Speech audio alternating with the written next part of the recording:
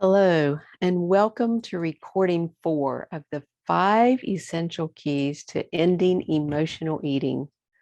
This is Ruthie Cohen Joyner with yourtappingjourney.com. And today we are diving into assertiveness and truth telling. I'm going to admit up front, this is the most challenging one for me and for many of the women I work with.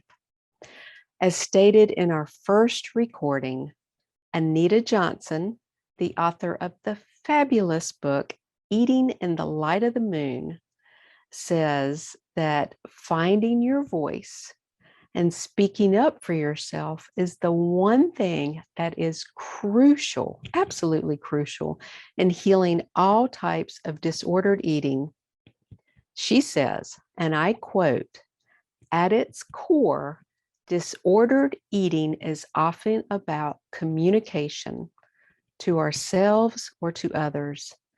When we experience something that we don't know how to put into words or are perhaps afraid to put into words, our bodies communicate the emotion by using food behaviors. This is how we wind up restricting or stuffing our feelings."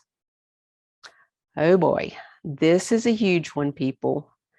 We get to learn how to identify what we are feeling, allow ourselves to feel it, move through it, and then we get to decide how we want to handle our thoughts and feelings in an honest way with ourselves and others. Dr. Johnson shares her magic formula in a blog post that you can find at lightofthemoon.com/assertiveness communication. It is simply these three steps: when you, I feel, because. Here's a couple examples. Maybe with a friend or partner, it might go something like this. When you don't text me back for a long time, I feel ignored or unimportant because it seems like you don't care about what I have to say.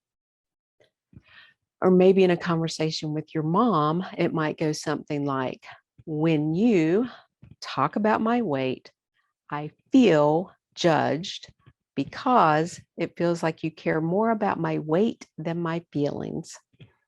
Now, you certainly don't have to stick to the exact wording of the magic formula, but it's a starting point to learn how to speak up for yourself.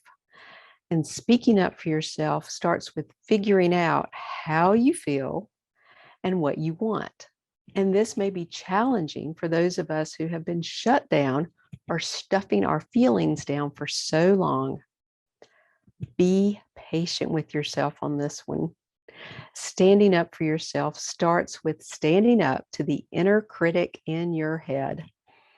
Befriending that part of you and turning the volume down on that critical voice and learning to be loving with yourself and others. Actually, it starts with being honest with yourself, and that can require slowing down and listening to your heart. This can be scary and messy, but you can do it. It takes patience and practice and a lot of love. Which brings us to the theme of our next recording on self-love. I hope you'll check it out. Blessings and namaste.